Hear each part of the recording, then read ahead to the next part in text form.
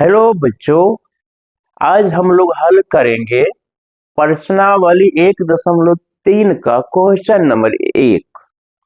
तो question number 1 में लिखा है कि सिद्ध कीजिए कि √5 एक अपरिमेय संख्या है।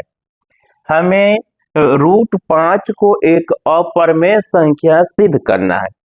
तो इसके लिए हल करेंगे,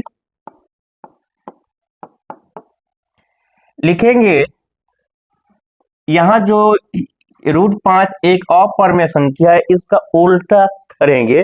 √5 को एक परिमेय संख्या मानकर हल करेंगे। तो लिखेंगे माना कि √5 एक परिमेय संख्या है।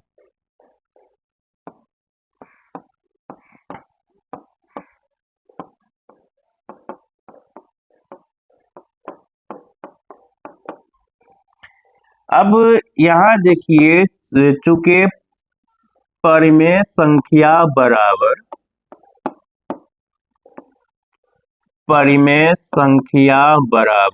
P/Q होता है, जहां Q नॉट इक्वल टू 0 होता है, यानी ये Q का मान 0 नहीं होना चाहिए। तो अगर √5 को हमने परिमेय संख्या माना है, तो इस परिमेय संख्या के जगह पे √5 को लिखेंगे, यहाँ लिख देंगे P/Q। अब लिखेंगे यहाँ P और Q एक सहअभाज्य संख्या है, सहअभाज्य संख्या है।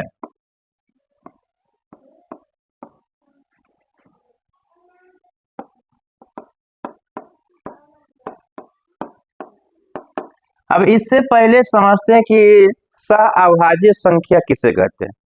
तो जिस दो संख्या का HCF 1 होता है, उसे ही सहअभाज्य संख्या कहते हैं। मानकर चलिए एक संख्या 5 है, दूसरा ये 6 है। इन दोनों का जब HCF निकालेंगे तो 1 होगा। उसी प्रकार से अगर P/Q सहअभाज्य संख्या है, इन दोनों का HCF 1 होगा। ये तो अब क्या करेंगे कि दोनों पक्षों का वर्ग कर देंगे। तो √5 का स्क्वायर और P/Q का स्क्वायर, यहाँ लिखेंगे दोनों पक्षों का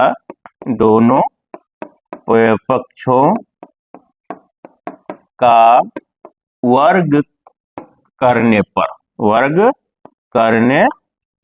पर तो यहाँ जो वर्ग करेंगे तो इस स्क्वायर से रूट निकट जाएगा, तो यहाँ हो जाएगा 5, यहाँ P का स्क्वायर बटे Q का स्क्वायर।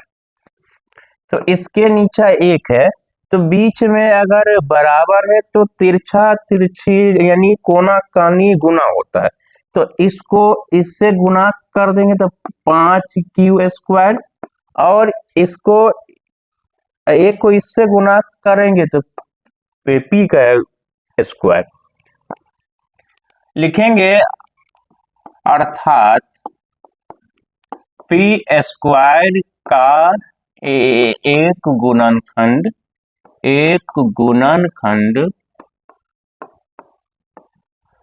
5 है।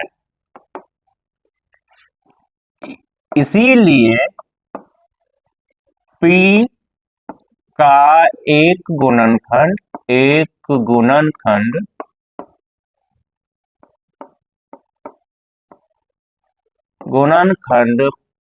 5 जैसा है। तो अब यानी क्या करेंगे कि P बराबर 5m लिख देंगे माना। तो √5 बराबर था P/Q। अब क्या करेंगे, इस P के यानी जगह पे 5m को लिखेंगे। तो √5 बराबर हो जाएगा 5m/3। अब यहाँ पर जो है दोनों पक्षों का वर्ग करेंगे, दोनों पक्षों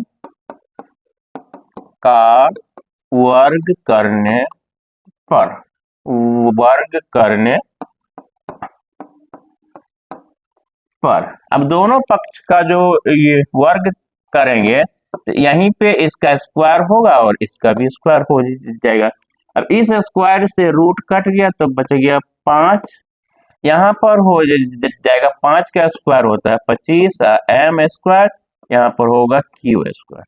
अब इसका भी गुना करेंगे तो 5q स्क्वायर इधर हो जाएगा 25q स्क्वायर, जैसे 25m स्क्वायर। इस 5 से इसको काटेंगे हो गया 5, यानी कि क्यू स्क्वायर जो है 5m स्क्वायर के बराबर है।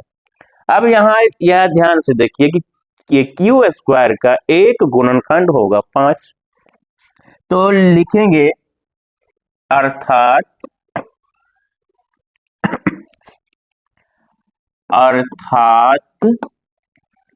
यहाँ क्यू स्क्वायर का एक गुणनखंड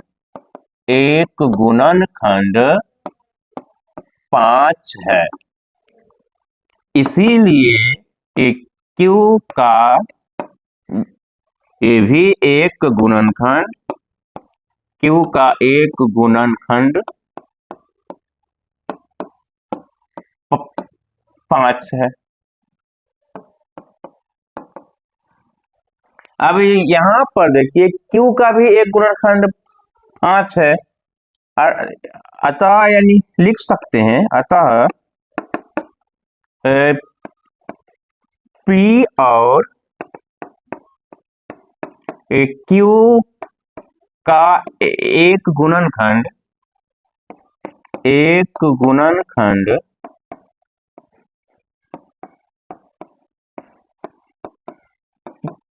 5 है, जो मेरे कल्पना के विपरीत है।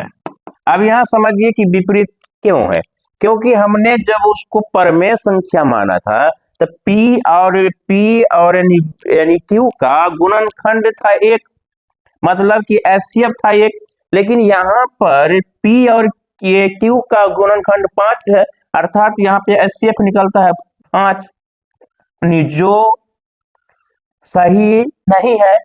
इसीलिए √5 एक